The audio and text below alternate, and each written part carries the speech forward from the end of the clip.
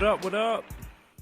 It's your boy, Mr. Vinny Dangerous, and I am back with another episode of the Dangerous Minds podcast. First and foremost, I'd like to apologize to everybody that tuned in last night for the show. I was having some technical difficulties with my audio equipment, but we are back in action, and I'm kind of happy that the podcast did not post yesterday. I know people was waiting on it, and I really apologize for that. But, you know, I pre-record a lot of these podcasts ahead of time just in case I am not in place at 8 p.m. on Sundays.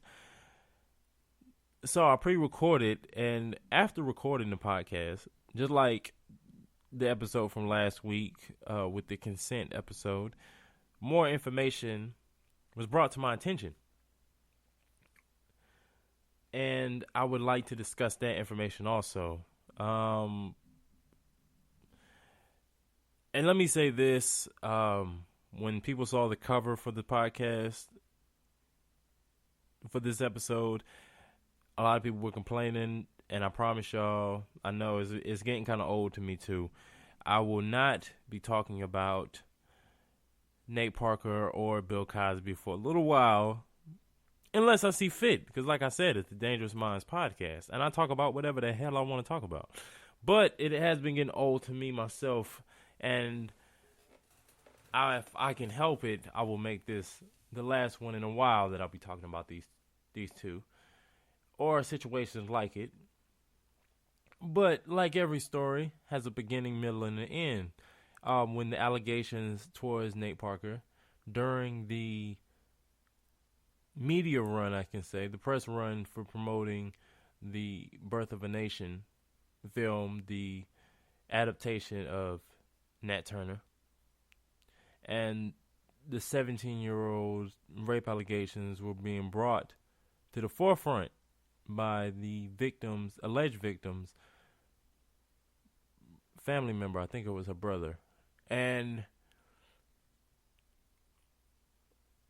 I was quick to hop on my podcast, episode 10, and I was pleading to people, just like how Nate Parker was pleading to people. Don't be so quick to point the finger. This man went through the justice system. He was acquitted.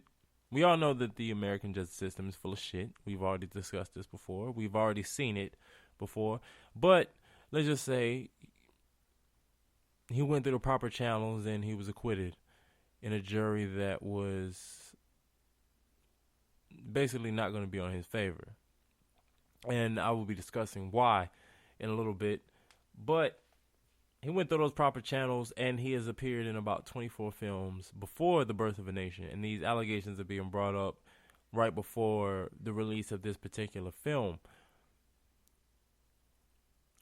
And it was very disappointing to me because I went to go see the movie that weekend. I watched it on that Sunday because of the Hurricane Matthew, and a lot of, weather was crazy out here. I would like to, give a quick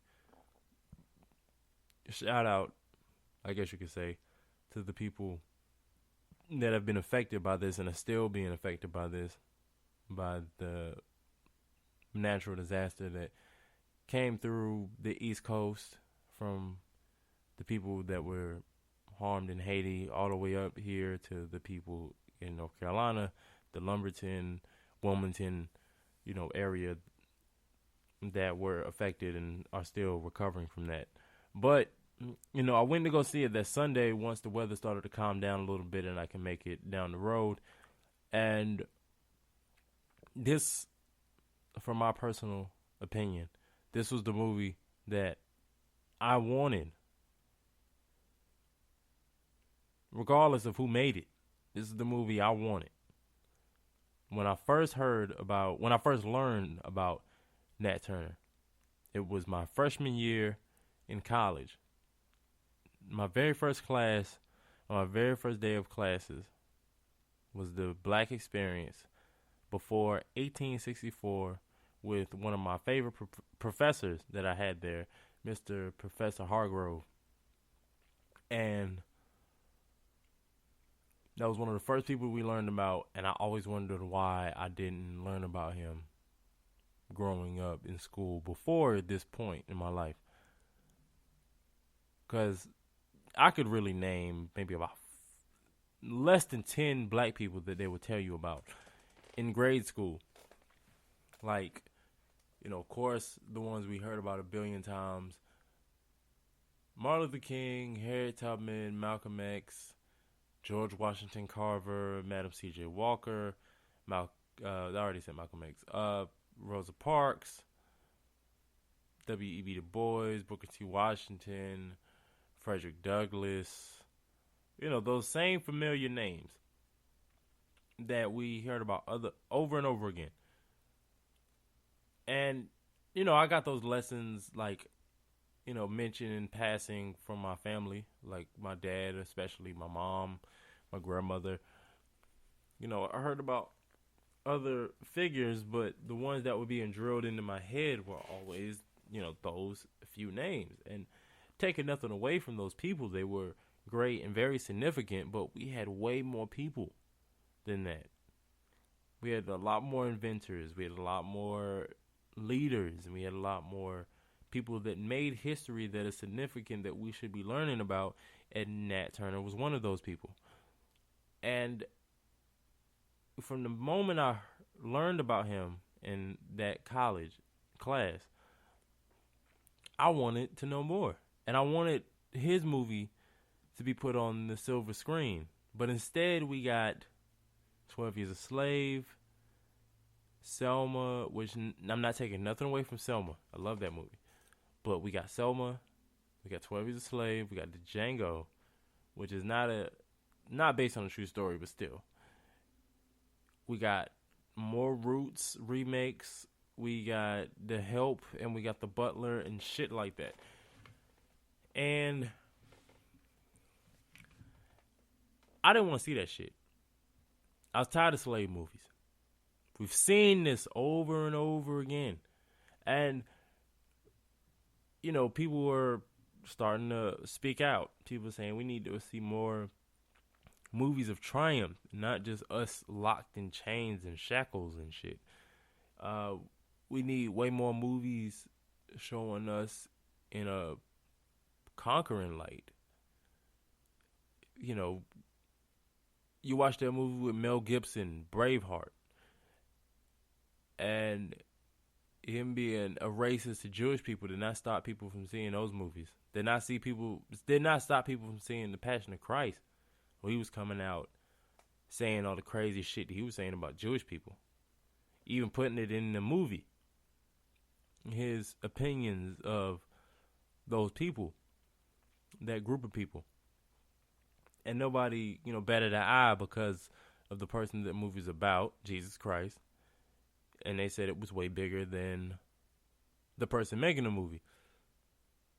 So I didn't even give a fuck if the devil himself had made The Birth of a Nation. It was about Nat Turner. I watched the movie, and I'm very satisfied. Unlike any other slave movie, not without saying, giving away the ending, because it is another slave movie. But this movie was different. This was the movie that I felt good about walking out of the theater. I didn't feel just angry or, feeling sad or anything like that. I felt like good. I felt empowered.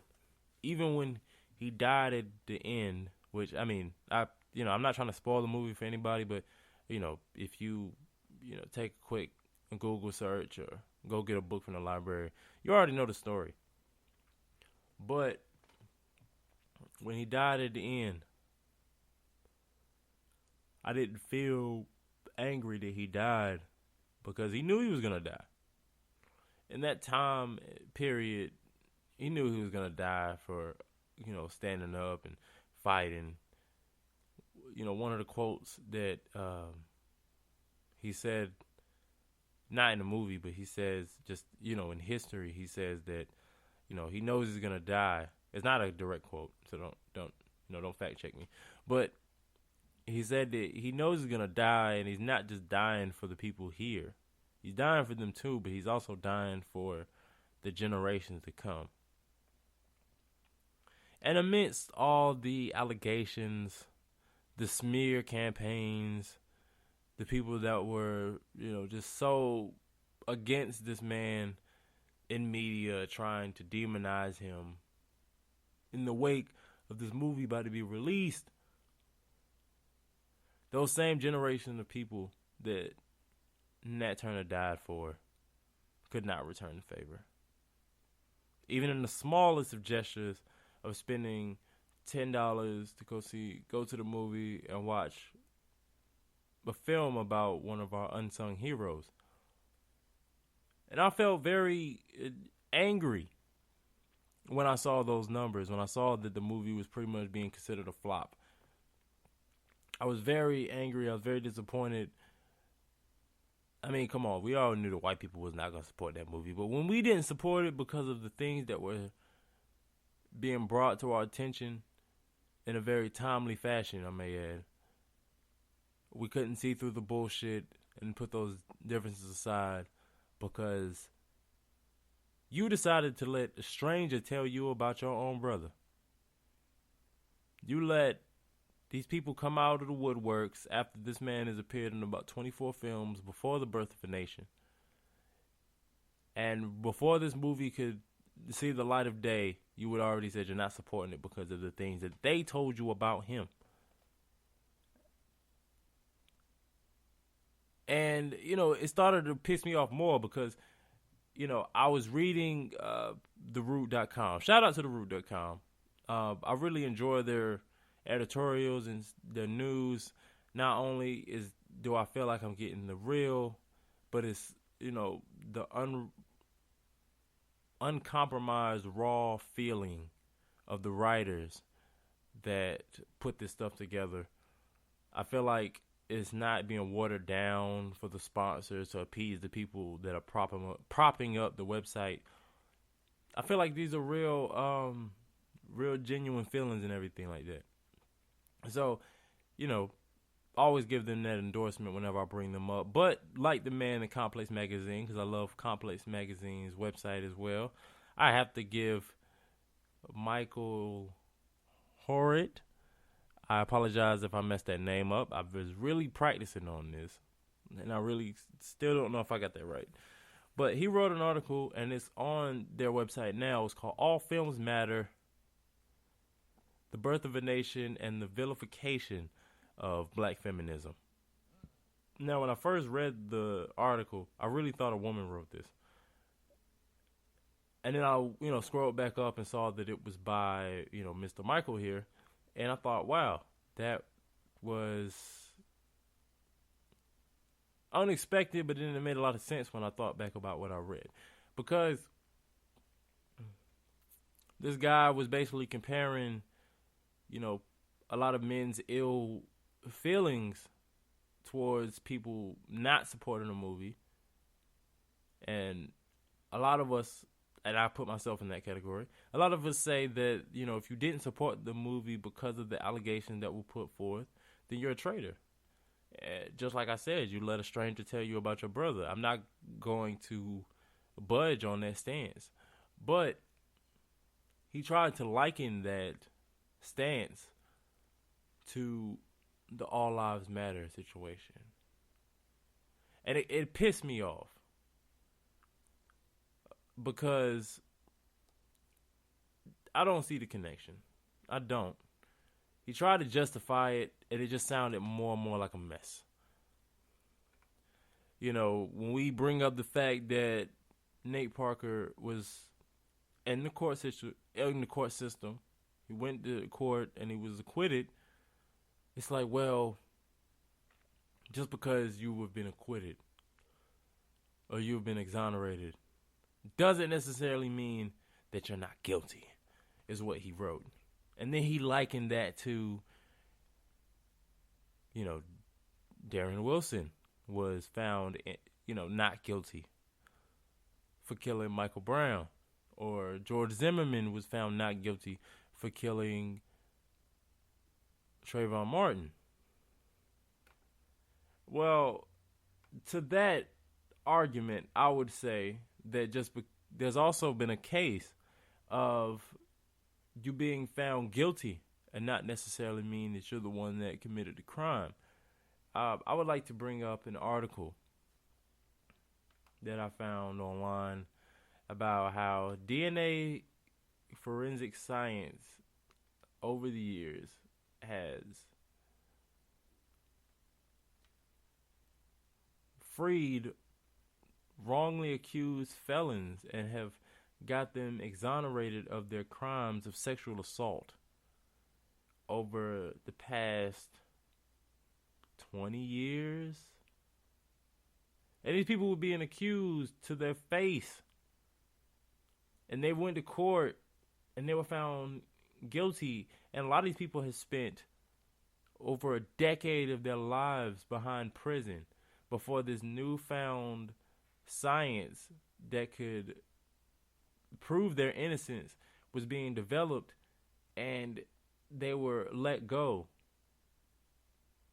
And one thing I noticed when I saw this article and I started pulling up the names of Larry Bastick, Brian Banks, who is a linebacker for the Atlanta Falcons, or a Mr. Vincent Moto. A lot of these guys were black. And they were being accused of rape and sexual assault by white women, just like how Nate Parker was. And just like majority of the women that Bill Cosby had supposedly, raped and took advantage of. And I'm no way trying to stand here and say that these men are 100% innocent, because I wasn't there. And I'm not a forensic scientist. I'm not a police officer. I'm not a detective. I'm not none of that. I'm not qualified to go out and find the evidence that proves this person is innocent or guilty. I'm not a lawyer. I'm not a judge. I don't deal with the court systems in that way. So I'm not sitting here trying to prove any of these guys' innocence or prove that they're guilty. What I'm saying is, why are we presuming them guilty before they've even had a chance to be found innocent? Like when the whole smear campaign for Bill Cosby that was going on last year, he was all over every magazine and news station. It was the fall of Bill Cosby.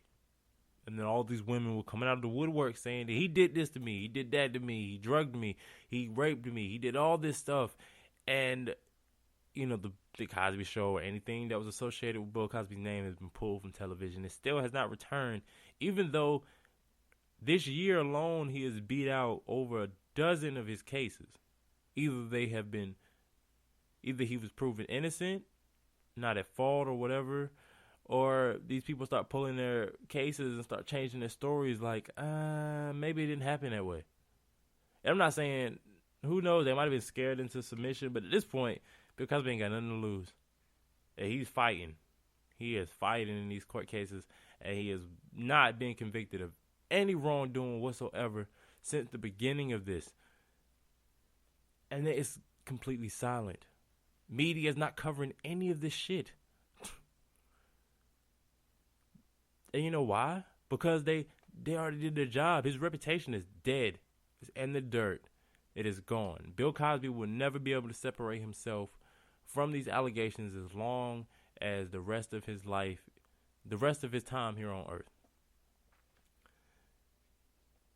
And why would they want to reverse that situation that they put together by putting out publications of him being exonerated or cases being dropped because there hasn't, people start changing their stories and stuff like that? Why would he do that? Well, why would they do that for him? That's why they stand silent, because you're not paying attention. You're not looking for it. You just saw it. It was put in front of your face. A stranger came out of the blue and told you about your brother, or in Bill Cosby's case, he told you about your grandpa, the person you grew up with for many years. Bill Cosby has been a part of many generations. And I may not be the biggest supporter of a lot of Bill Cosby's views on the youth of today and hip-hop and all the other stuff, but I can recognize bullshit when I see it. Now, I'm not going to be one of those people. I don't know if he was about to buy up some network or something like that. I don't know the full facts of that, but it just kind of seemed like, wow, Bill Cosby's being drugged through the mud. And then all of a sudden now, all these cases. I mean, you can Google it yourself. He's beating out cases left and right. But everybody's silent about that because the people that's not looking for Bill, what's going on with Bill Cosby right now in 2016, like they were in 2015, because it's not in front of your face. So your thought of Bill Cosby from last year does not change into this year. So his reputation is going to be dead and gone.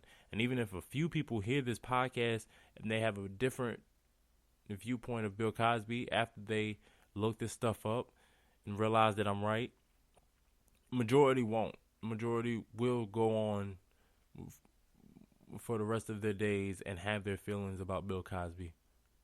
Probably never watch the Cosby Show. But Donald Trump supporters still support him, even after he's been caught on tape talking about grabbing some pussy. Or the guy from Seventh Heaven who came out himself and admitted to his addiction to child pornography, and he was completely let go. It's like, oh, damn. You know what? But I think he was convicted, but everybody was silent about it. And Seventh Heaven still come on ABC Family. So I'm just trying to figure out, what's the difference? These are allegations put forth in front of Bill Cosby that have been getting knocked out of the park. But this man came out himself and admitted to the crimes, and nobody's batting an eye. Because they ride for theirs and we don't. Like, remember when your mother, when you was wilding out in public, but she didn't want to embarrass you? Now, I mean, I know some people's parents did. My mama did if it was too out of hand. But for the most part, we kind of kept it at home. She gave you that look. And then she handled you in the car or handled you at home. And we don't do that when it comes to these allegations being brought forth anymore. We don't take it home. We don't talk to him and be like, look, motherfucker, what was you doing? Did you really do this? No, what we do is we run to the television, we run to the nearest outlet, and we slander this motherfucker. And I don't think it's right. That's why I call this episode Family Betrayal, because I look at all of our people as family. And you should too. I mean, you going around calling, what's up, my brother? What's up, sister? Queen, king, all that conscious bullshit. But then you turn around and in some situations like this, and we really need to stand together and come out and support and be like, hey, this man is being drugged. Through, he's trying to drug on the coals. We supposed to stand at him no, because we heard about this, we heard about that. When I saw Nate Parker's interview on the Breakfast Club, I just believed him. He didn't deny anything. You know how everybody's politically correct, that they can't say certain things because of legality and all this other stuff. I mean, some of that shit is true. But, it's certain things they just don't want to talk about. It's oh, I choose not to talk about that. Now, this guy decided he wanted to say, I'm maintaining my innocence. And boom. I mean, that's you can smell a crook from a mile away if you pay attention. I just didn't get that vibe from him from that interview when he just kept saying, look, I'm begging, I'm pleading with my people. Look, we need to support this movie. It's not even about me. He went about bankrupt, turning down movie roles left and right just so he could focus on making the movie that he felt that Nat Turner's legacy deserved. And for that alone, I could spend $9.99 on a ticket and spend a few hours to watch this movie, to support, regardless of how you personally feel about the man that made the movie. It ain't about the man who made the movie. It's about the movie that the man is about. The man being Nat Turner. And, more information, I got into this little Twitter spat earlier today. I'm going to talk about this and I'm going to let it go. But basically, me and these two people were having this argument because people were comparing the lack of support to the birth of a nation, to everybody running out to the movie theater and going out to support the Madea movie. And honestly, before I get into that, regardless of the birth of a nation situation or not, I thought that movie looked like it was going to be shit. I looked at the ads, the videos, like, that popped up on YouTube, on television. I'm thinking, like, yo, this movie looks like it's going to be bad. Like, Tyler Perry has not made a good movie in a long time. Even the biggest Tyler Perry fan can admit that. Like, he ain't made a good movie in a long time. And no matter how much I personally may feel about the whole Madea and drag situation, I mean, for the most part, he made some decent work. I mean, Daddy's Little Girls, and then it just kind of went downhill. So regardless of how I feel about the man personally, yeah, I really thought that was going to be some shit. And I wasn't going to watch that anyway. But people were arguing and were saying that, you can't compare the two because people go to the movies to be entertained. And they don't want to see another slave movie and be all mad and sad and stuff. That's not what I'm going to take my family to. And I'm like, that's probably your problem. I said earlier in the week that, the failure of this movie was the reason why I stepped away from conscious rap. And that mindset is exactly why. Because people don't want to hear, people have that, people don't want to hear that. People don't want to hear this. I mean, J. Cole and Kendrick aside, because they got the rub from Dre and Jay-Z, and no disrespect to those men. They're talented. I'm personal fans, but I mean, look at Mick Jenkins, and then look at other guys like that. If they don't have a white fan base, they don't get supported by us. They get left out in the dust because people say that they're boring, that this, that, and the third. Sometimes that rub from somebody that's well established makes that much of a difference. Because I remember in 2011 when I went to my homecoming, the first homecoming I went to, and Kendrick was opening up for Ace Hood. Now, that sentence alone is funny as fuck to me. Because you look at what Kendrick's saying now, you look at Ace Hood. But I remember everybody was talking mad shit about Kendrick because they said he was boring. He was just talking all that boring, conscious shit. Like people was talking all man. Like I'm rapping to everything that he was doing. Like, and then a year later, Good Kid, Mad City comes out, and everybody's on his jock because he got the rub from Dre. Point blank. Period. But let me wrap this up. So I was very disappointed in us because we couldn't look through the bullshit. We've seen this story a billion times. We've seen it with so many others. But we fall for it every time. Because guess what? If Nate Parker comes out with another Beyond the Lights, these allegations probably won't even be brought up by anybody but us. But they'll support it if it's safe. Like people would rather miss out on a movie of one of our unsung heroes and support a grown-ass man in drag cooning because this movie was safe. We had an opportunity to show unity and we chose not to do it. And that was one of our biggest issues in our community. And one of the things we complain about when the opportunity presents itself for you to forego that notion and show that we can stand together, you blow it every time. That's why I'm very disappointed in my people. I have a beef with my people over this. I was very angry, but then I settled into reality and realized that this was what was to be expected. I just thought that you would prove to be better than that. But that's my time. Been another episode of the Dangerous Minds podcast. Tune in next week. I promise no more difficulties. Next Sunday at 8. And that's all. Y'all be blessed. See you soon.